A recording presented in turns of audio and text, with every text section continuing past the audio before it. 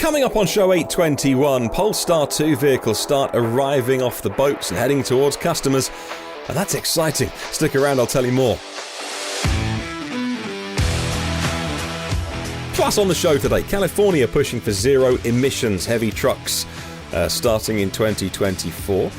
The entry-level Kia E-NIRO is now on sale in the UK, and I'm still confused, but admittedly it doesn't take too much. The new NISSAN ARIYA is going to be unveiled, and we'll find out more details in the middle of July. Also, how many cars can Tesla get out of the door by the end of the month? Well, plenty of people have an opinion. We will wade through those on the show today. Good morning, good afternoon, or good evening, in fact, wherever you're listening around the world. Welcome to EV News Daily. This is what happened on Friday 26th of June. My name is Martyn Lee, and I go through every EV story so you don't have to. Well, we'll kick off with California. The state of California is requiring all trucks to be zero emission beginning in 2024, and that's all thanks to a new mandate. Now, it's down to the California Air Resources Board, or CARB as you've heard them called.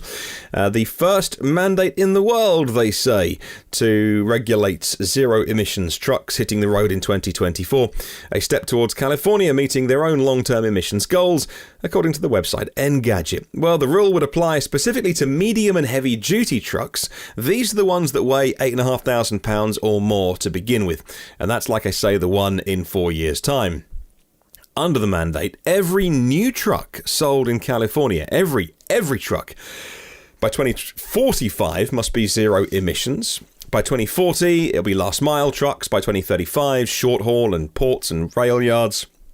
There's no specific instruction in this about how they have to be powered, but zero emission. That could be all battery, that could be hydrogen, it could be fuel cell, it could be another technology. California aren't specifying technology, they're specifying zero emission, and we'll see where that goes. I'm pretty positive on battery technology, on pure battery technology, on greater efficiency, on weight savings, on cost savings, the price coming down, getting more for your money, and in less weight as well. Plenty of people that will bang the fuel cell drum, and, for good reason as well. I remain sceptical, but what do I know? We'll see where it goes. Well, the first shipment of Polestar 2 customer vehicles has now arrived in Europe. The Belgian transport hub. It's in somewhere called Zeebrugge, where the ships dock, and they've just received a shipment that's being awaited in anticipation by thousands of new Polestar 2 owners. Vehicles for customers in Belgium, Germany, the Netherlands and the UK are following closely behind. As delivery ramps up to meet customer demand, I'm surprised the UK is in that first tranche of vehicles when we're right-hand drive. We normally have to wait ages for stuff. In the 80s, I couldn't see Karate Kid at the cinema for ages after Americans got it. But, things change. Deliveries to customers in Switzerland are taking place later in the year, in Sweden and Norway as well. Handovers are scheduled for August. A reminder on Polestar 2, hubba, great car. 300 kilowatts of power.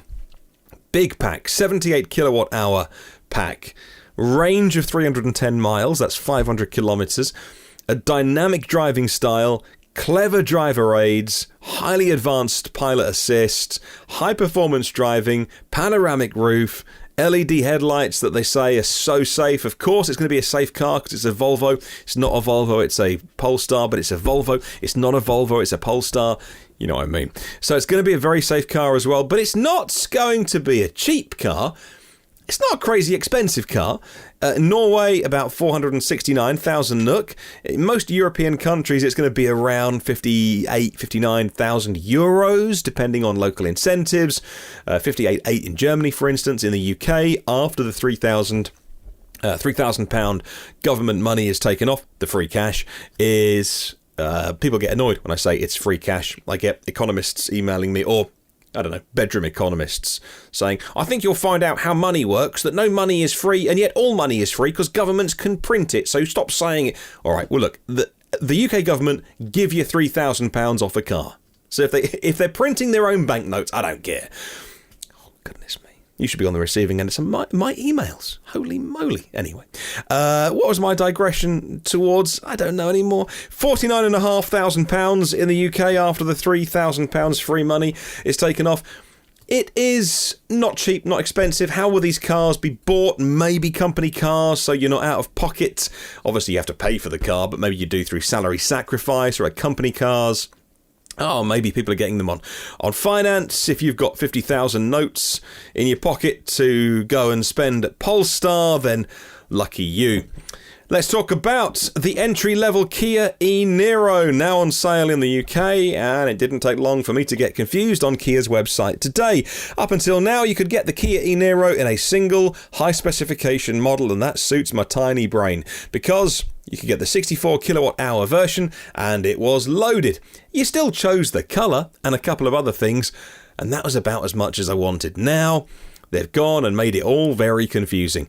There are some new names. They're not calling it. Well, if you go to the website and you go to the drop-down menu, they call it this, but I don't imagine it'll be a badge on the back of the car. Anyway, it's the E-NIRO 2, the 3 and the 4 Plus. There's no 1. And why is it 4 Plus? Let me explain. For the first time, the 39 kilowatt-hour battery pack, the small one, is available to UK buyers. You can do 180 miles on a charge, what they say, and that's probably about right, because even though it's a big car, the E-NIRO, 39 kilowatt hours is smaller than some small city cars like the Renault Zoe, the ZE50, the Korean manufacturers also use witchcraft with their efficiency, and so it probably can go a very long way on a single charge. That, if you want it, if you want the base model, it's not the 1, it's the 2. There is no 1. Where's the 1? There is no 1. It's the 2. So, if you want the first one, you've got to buy the second one. Let me explain. If you want the first one in the range, you've got to buy the 2. Where's the 1? The newcomer is priced at £29,500 after the government plug-in car grant free money has been taken off. Now, that's interesting, because there are some small city cars, we're looking at Honda E, Renault Zoe, ZE50, that when you get into the late 20s, £29,000, an E-NIRO, a lot of practicality, a lot of space, but with the small battery pack, and they charge quickly. They'll charge mid 70 kilowatts as well, so like 76, 77 kilowatts. I'm not sure the small battery will go that fast, but certainly the big one does. All of a sudden, you get a huge amount of car for less than 30 grand. Now, you are getting the smaller battery. Our lifestyle doesn't really require us to go very far. We found this recently when the car's we haven't been driving it very much. And so our car has been some days it sits at 100%. Sorry. It sits at 100% because we just don't use the thing. We don't do road trips very much. When we go see family, they're about 60 miles away. So we need 120 miles of real world range for the regular family journeys. As my wife's family, they're about an hour away. If I do London, that's a 200-mile round trip, so this wouldn't do it. My dad and my family back in Norfolk, that's 240 miles, so this would be a one-stopper on the way home. But all of a sudden, I've always thought I'd never want the small E-NIRO. Well, it's a pretty good price. So that is less than 30 grand for an E-NIRO with a small battery. But that's the first one in the range, and it's called the 2. Then there's the 3 and the 4 Plus, and they have the big battery, 64 kilowatt hours of storage, 282 miles of range. The 3 is just the 3. The 4 is called the 4 Plus, and they've added the Plus to signify that it's the new version with its 3-phase, 11 kilowatt onboard AC charger. And so those are your 3 options now. I've probably made that more of a meal than it needed to be, but Nissan are next with the ARIYA, and it's going to be unveiled on July 15th. Nissan's ARIYA, ARIYA. It's going to be made in Yokohama, Japan. The concept car was shown last year at the Tokyo Motor Show. Dual motor, all-wheel drive, crossover styling, the kind of platform that's going to be used for the Renault, Nissan, Mitsubishi Alliance cars going forward. For Nissan, it's important. I think they've lost their way with the Leaf, either lost their way or given up. Nissan have closed their electric Twitter account that was interesting to follow and just said, you can follow us on the main one. Well, that's just full of disgusting diesel and combustion stuff. So EV fans don't want to do that. And so they've really disenfranchised a lot of their hardcore fans. That way, they haven't neglected the Leaf because they've upgraded to 62 kilowatt hour battery now with the Leaf Plus. They've done stuff to it. The Leaf is fundamentally a good car. It's big, it's a great shape, it's lovely to drive. There's definitely issues around thermal management of the battery. No one's ever denied that. Okay, maybe they did at the beginning, but these days it's an accepted fact with Rapid Gate, and I've got such a soft spot for the Leaf. I do tend to think that Nissan, it's kind of the forgotten stepchild of the marriage with Renault and Mitsubishi, and I kind of think that with Carlos gone from the company, I think they're kind of just forgotten they've got the Leaf now, and they're very excited about their new Nissan, the ARIYA, and maybe they'll just let the Nissan die a very slow death with no one really buying it anymore. I'm sad about the Leaf. For a car that came first, which is why I think it lives off its reputation for a lot, by the way, because they were so early with it, and people give them a lot of goodwill. But they've really blown that early lead. Come on, Nissan. You can do better. I'm looking forward to this new car. Right, final few stories then. Got 4 or 5 more to get through today. And look at them. And maybe I've been waffling. Cadillac's Lyriq is going to be out August 6th. The company's first all-electric crossover was meant to be out in April, but, COVID. And so it's going to be out August 6th. Well, debuting August 6th. Not a concept, they say. The Lyriq is, it's a concept. But it's not a concept. It's a precursor vehicle. You can call it a precursor. It's a concept, right? So we're looking forward to when it breaks cover, and then when we find out when dealers will get to have the Cadillac Lyriq EV for sale.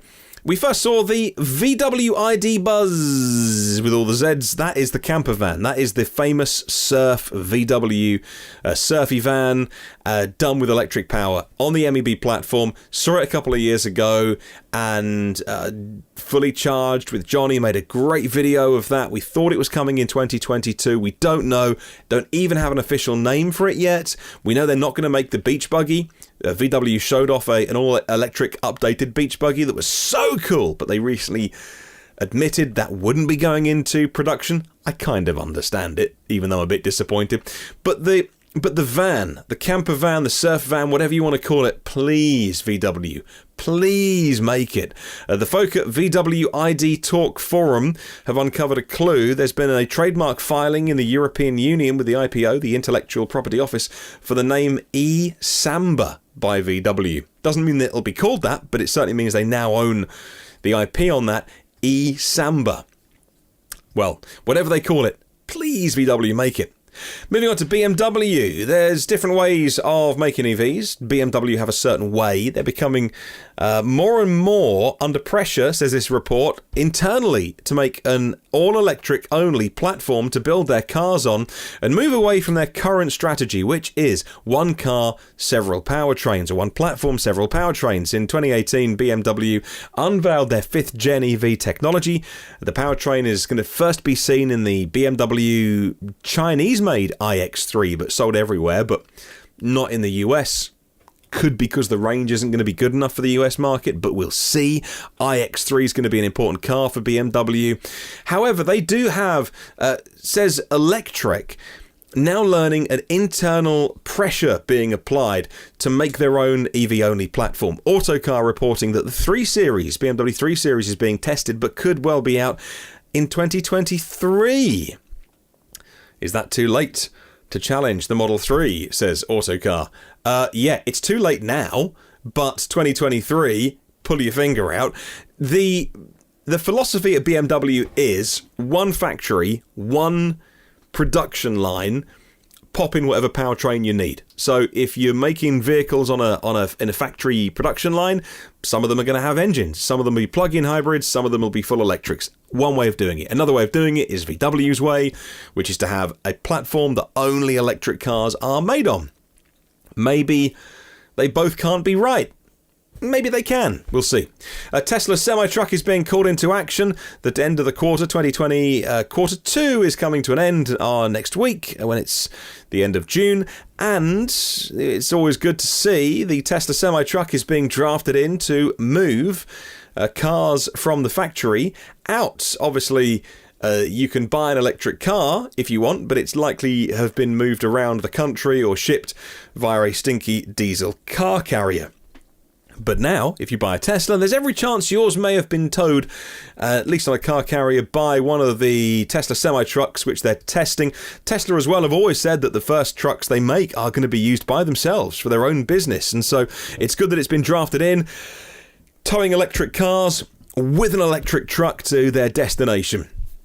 And how many cars will Tesla deliver in Q2? Well, predictions are looking up. With the quarter coming to a close, of course, the Fremont factory had that shutdown and, COVID. However, deliveries to customers far away from the factory looks like they are being postponed. Now, these aren't cars that people had bought. Now, maybe you bought a blue Model 3, and then you get an email saying your delivery date is going to be so-and-so of June. Well, these people are now being told that car is no longer available, you'll get a different one in July. So people are thinking, oh, my car's been taken off me. Well, it was never really their car. I see how it is in their mind, but it was never really theirs.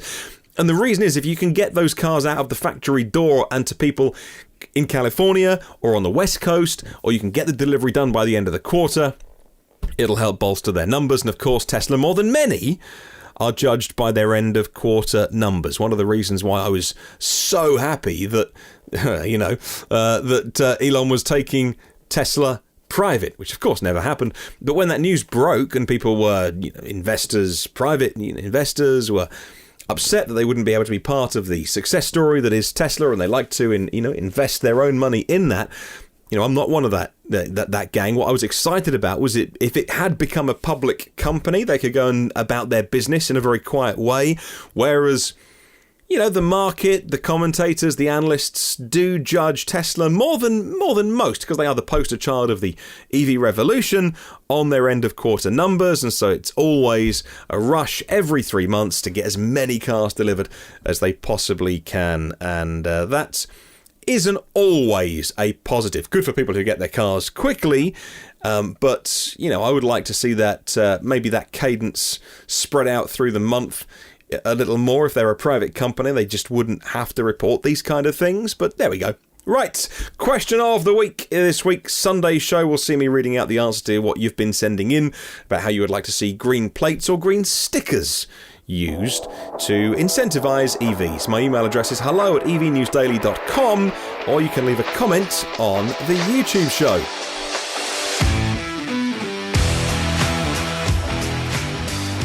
...231 patrons of the show fund this podcast. There are 820 of them in the archive. Premium partners are Phil Roberts of Electric Future, Brad Crosby, Avid Technology, Brightsmith Group for Clean Tech Talent, Porsche of the Village in Cincinnati, Audi of Cincinnati East, Volvo Cars of Cincinnati East, and now nationalcarcharging.com and allohacharge.com. Thank you to all of the supporters that fund this podcast and remaining the independence of this show as well, so that I'm not exactly sponsored by a big car maker to say nice things about them. There's no banner ads for you to be clicking on the website, so I'm not having to do clickbait headlines to entice you into stories to flog you, whatever the adverts are flogging. So Patreon's how we do it, and I'm so grateful for you to allow me to do this every day. Have a wonderful day. I'll catch you tomorrow, and remember, there is no such thing as a self-charging hybrid.